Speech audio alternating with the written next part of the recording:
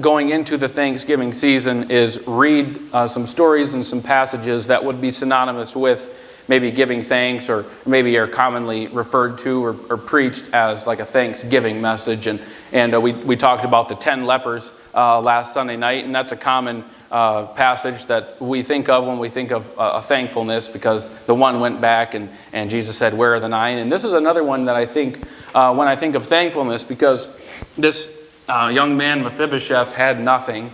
And he had his grandpa taken away, his dad taken away, and he was living in Lodabar. We'll take a look at what that town, that name means in a minute. He really had nothing, and King David gave him everything, had him come sit at his table, and was treated as one of the king's sons. And I think of just how I, in my life, could consider myself similar to Mephibosheth, how God has drawn me. I'm getting ahead of myself in the message. But as I look at this, I notice some things in this passage. But I'll give a little context of the story. 2 Samuel, up to this point in chapter 9, King Saul dies. Right? And that, of course, signified that now it was going to be King David's time to rule and reign. David mourns Saul's death. And I think that that's important. That though that it was an exciting thing that Saul died because now David got to become king, but they took time and made sure they made reverence to Saul. And that David wasn't jumping around Israel clicking his heels, but he made sure that he and all of his men and all of Israel took time to mourn God's anointed. And I think that's important to note that. Then David's made king, and there's some arrangements that go into a transition of any kind, right? And one of the things that David did is he brought the ark back from the land of the Philistines to the land, and that was a story where they put the ark on a cart, and Uzzah touched it, and Uzzah was killed, and then David dropped it there, and for a time David had a pity party, but then he got his heart right. They brought the ark back, and now God's starting to bless the land, and that's where we pick up the story. And really the first few chapters of 2 Samuel, David's just kind of taking care of all the peripherals and just getting everything set up from the takeover, right? And he's just getting these things in order. And then we see this story here as, maybe in my mind I would say, after the dust has settled and David's kind of in the saddle and he is king. And an overview of chapter 9, the story that we just read, David is now looking and thinking, all right, what am I going to do now that I'm king? One of the things that he looked at was, I want to honor Jonathan. I want to honor Saul, my friend, my king, God's anointed, and I want to do something to honor those people. So he wanted to show kindness on their behalf. So he calls and starts making inquiries, and he didn't just he wasn't able to start Facebook stalking, like, all right, I'm going to search Saul's last name, see, there's a descendant, I can go and help them, I'll message him real quick. Took a little bit more searching than that. So Ziba was Saul's servant when he was alive, and he comes and David inquires of him, is there anyone that's left of Jonathan's house? Is there anyone left of Saul's house? And he says, yep, there's a guy. He was Jonathan's servant. To be Saul's grandson. He's living in a town called Lodabar, and he's a lame man. David says, bring him. So they bring him in, and David restores Saul's land to Mephibosheth because he was a descendant, right? And if it would have followed according to the lineage, this man Mephibosheth would maybe have been in line to be the next king. But that wasn't God's plan. God had anointed David. So there was a lot of land and a lot of things that really were rightfully in line, had it followed through the lineage of the king, to be Mephibosheth. That would have been his inheritance. And David restored some of those things back to him. So they had a way to care for himself and for his family. And he ordered the servant Ziba to be over those things. And he said, you and your sons and your servants, you're going to till the land. You're going to take care of these things so that Mephibosheth and his family have something to eat. And I'll take care of Mephibosheth himself. I'm going to feed him at my table. And that's where we pick up. And really, I just want to make 4 observations from this story, some things that I noticed. There's certainly more things, for sure, that you could draw out, but a few things that I noticed right off the top. First of all, number 1, David was a true friend. And David said, is there yet any that is left of the house of Saul, that I may show him kindness for Jonathan's sake. First of all, I see David was a friend to Jonathan despite difficulty. David and Jonathan had a wonderful friendship. It was a godly friendship. Some people try to slander that and say, well, it was an inappropriate relationship, right? Then they try to make it seem like it was a homosexual relationship. It was not. The Bible says in 1 Samuel chapter 18, verse 1, and it came to pass when he had made an end of speaking to Saul that the soul of Jonathan was knit with the soul of David, and Jonathan loved him as his own soul. He didn't love him in a homosexual way. He loved him in a godly way, as a close friend, as his own soul. He loved him as much as he loved himself. So Jonathan and David, they had a close friendship. And I see also it's a very common verse that's preached often, 1 Samuel 23:16, and Jonathan, Saul's servant, arose and went to David in the wood and strengthened his hand. It was when David was hiding in the woods because Saul, Jonathan's father, was trying to kill David.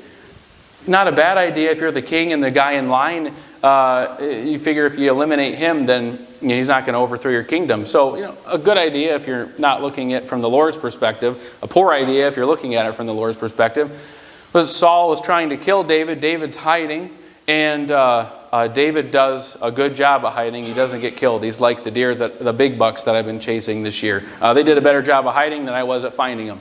And so David hiding in the wood, and Jonathan goes to David and encourages him.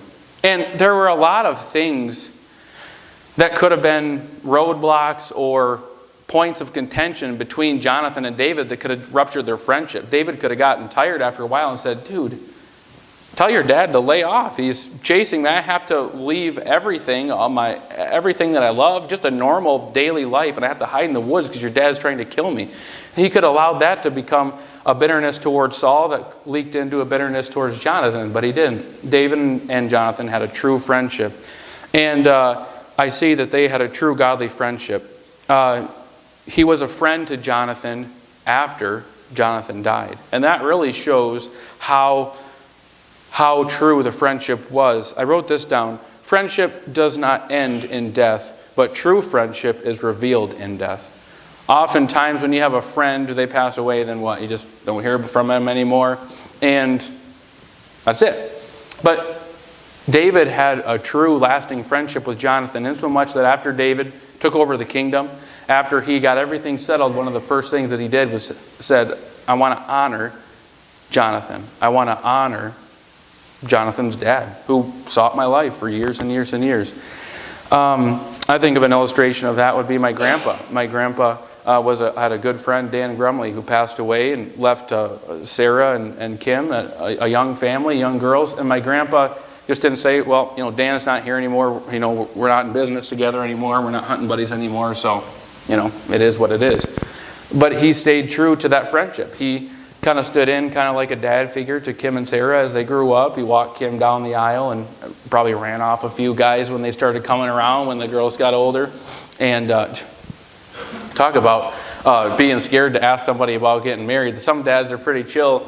I wouldn't want to be the guy that has to come to my grandpa and talk about, hey, I'm thinking about marrying your daughter kind of thing. I guess, Dad, you would know how that goes.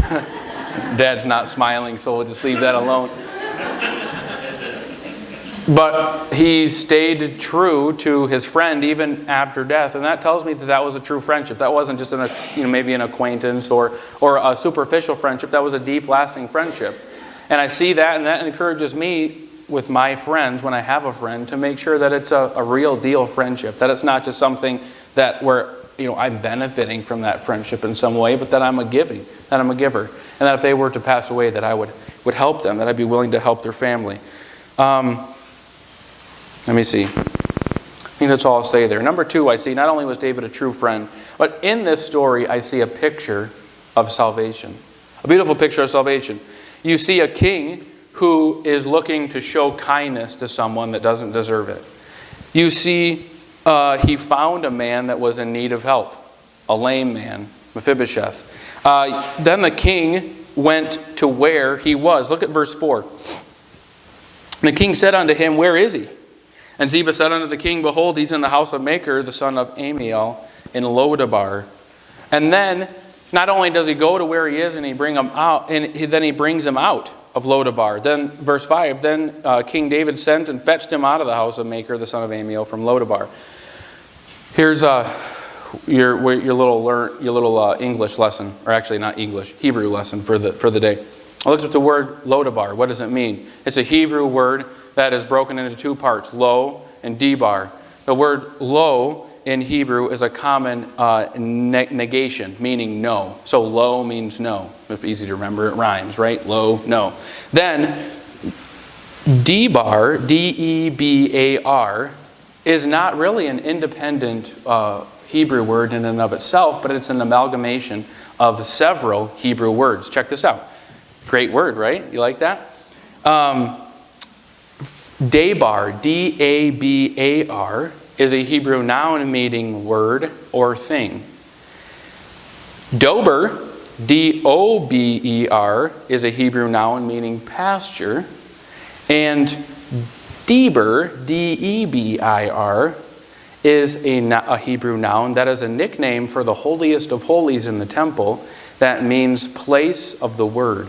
So if you put that all together, the word or the town Lodabar means nothing. No word, no pasture. You think about the psalm that says we are his people and the sheep of his pasture. Literally it means a place of nothing. A place without the word. A place of no pasture, a place of unsaved people. And what a beautiful picture of salvation, that the king went searching for someone who needed help. He found him, he went to where he was, and he brought him out of Lodabar, a place of no word, a place of no hope, a place of no pasture. The king treated him as royalty. Verse 11, then said Ziba unto the king, according to all that my Lord hath commanded this servant, so shall thy servant do. As for Mephibosheth, saith the king, he shall eat at my table as one of the king's sons.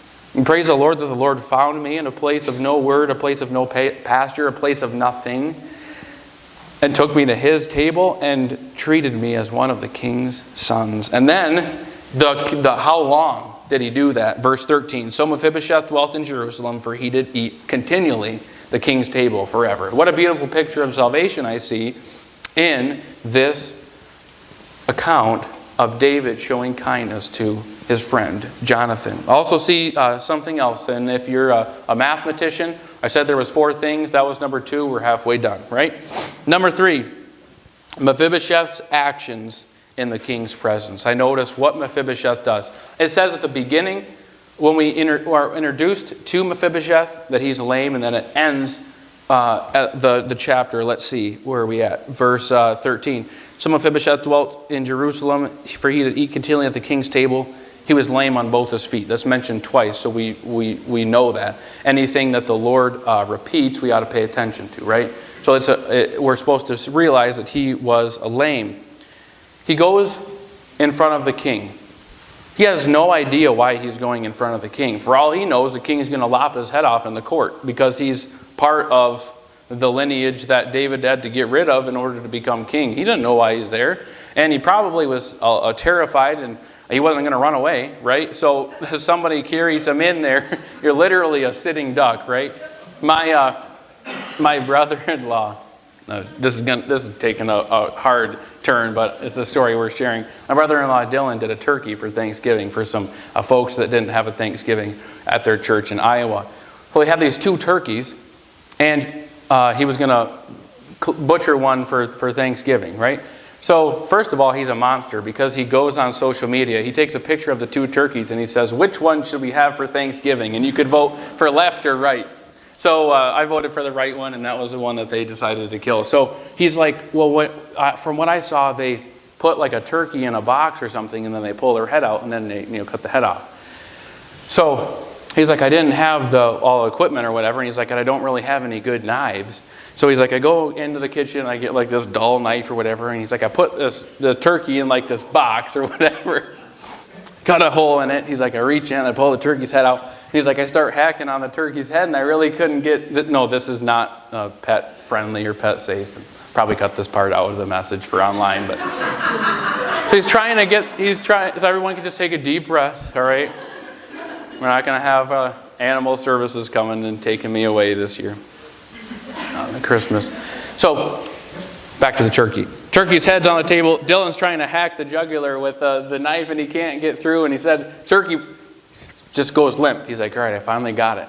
So then he lets it go, and he said it was just faking him. And then it goes back into the box and goes nuts again. So he reaches in there, gets the head, pulls it back out, hacks it off. Finally, the turkey was dead. And so that turkey did not have a good Thanksgiving. It had a very terrible Thanksgiving. For all Mephibosheth knew, that's what was going to happen in the king's court. He had no idea what he was getting himself into. So notice what happens.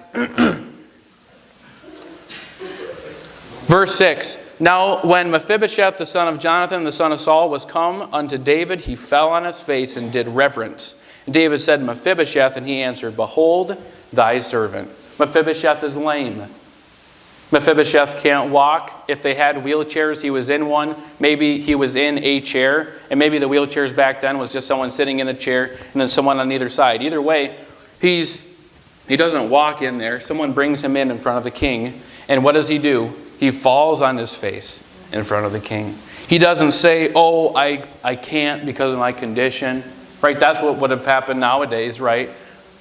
There's no respect or, respect for authority a lot in America. And we would have been, well, I can't, whatever it is. I can't stand for the flag because, my back's a little sore. No, Mephibosheth fell on his face as soon as he got in front of the king. For all he knew, that king was going to cut his head off or sentence him to prison.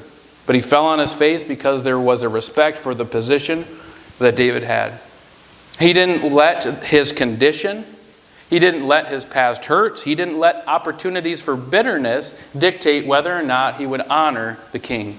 He could have said, you are the reason that my grandpa died. You're the reason that my family died. My dad died. I'm not bowing myself to you. He could have said, well, I'm injured. I'm hurt. I've been hurt in the past. That's why I can't walk. I'm not falling down on my face. Didn't matter. It probably wasn't a very coordinated fall. Maybe he just flopped down on his face, but the Bible says he fell on his face when he came into the presence of the king. Let me ask you this question this morning. How do you act in the presence of the king? When you go to God in prayer, when you go to him with a need, when you go to him in worship, is it in an entitled position, or do you fall on your face before God? I also want to notice that in the presence of the king, he had a proper view of himself. Look at the wording in verse 6. And David said, Mephibosheth, and he answered, Behold thy servant. Look at verse 8. And he bowed himself and said, What is thy servant, that thou shouldest look upon such a dead dog as I am? In the presence of the king, he had a proper view of what he was and what the king was. He said, I'm your servant. Whatever it is that you have for me, if it's death or if it's the palace, he gave obeisance to the king. And lastly, what I see is this, that the king provided for him. Verses 9 and 10, Then the king called to Ziba, Saul's servant, and said unto him, I have given unto thy master's son all that pertained to Saul and all his house. Saul had, I'm assuming, a good amount of land, a good amount of things. He was the king of Israel, right? Verse 10, Thou therefore and thy sons and thy servant shalt till the land for him. Thou shalt bring in the fruits, that thy master's son may have food to eat. But Mephibosheth thy master's son shall eat bread always at my table. Now Ziba had 15 sons and 20 servants. I see, first of all, that what the king gave to Mephibosheth wasn't his anymore. It would have been at one point, but it wasn't. No matter the reason, no matter the circumstance, it was the king's. And the king gave it to Mephibosheth. Everything that we have, we're not entitled to it. We don't have a right to it. We're given it. The very breath that you take just now, that's not, you aren't owed that. You don't deserve that. God gave it to you. And everything else that follows after that. Also, I notice it was a good portion. Okay, it says David gave everything that Saul had, and it said that Ziba and all of his sons and all of his servants were going to have to take care of it. And then it mentions how many sons and servants he had. 15 sons and 20, that's 35, and if you add in Ziba, that's 36, right? So there were 36 full-time working men that it took to care for and cultivate the land and all that King David had given to Mephibosheth. And I love that verse, Psalm 68:19. Blessed be the Lord who daily loadeth us with benefits, even the God of our salvation. When the king gives a gift, he gives a lot. He gave him so much that he knew, of course, he was lame, that he wouldn't be able to cultivate it, but he had a whole group of people, a whole business, just to take care of everything that the king gave to Mephibosheth. Mephibosheth didn't deserve it. He wasn't owed it. It wasn't his to begin with, but the king gave it to him. We're a blessed people today. We are loaded with benefits. And that's the message that I have for you today. When you come, are you a good friend? Are you a true friend? Not just superficially, not just because that friend makes you feel good or builds you up or you get something out of that friendship, but are you a biblical friend like David and Jonathan, even after death? When you come in the presence of the king, what is your posture? What do you say to the king? How do you act in front of the king? Are you entitled? Or do you fall on your face and give God, the King of Kings, the obeisance that he deserves? And lastly, do you realize how blessed you are this morning? Do you realize how blessed we are as a church this morning? We could go on forever. We had Tuesday night, we had a Thanksgiving service. We didn't even scratch the surface, just the obvious things, the big things. And we could have gone on for another hour. The things that God has given us. We're loaded with benefits. When the king gives us a gift, he gives us the very best. Romans 8:32. God gave us the very best gift, His Son. He delivered Him up for us all. Why wouldn't He give us all things to go along with that? We are a blessed people loaded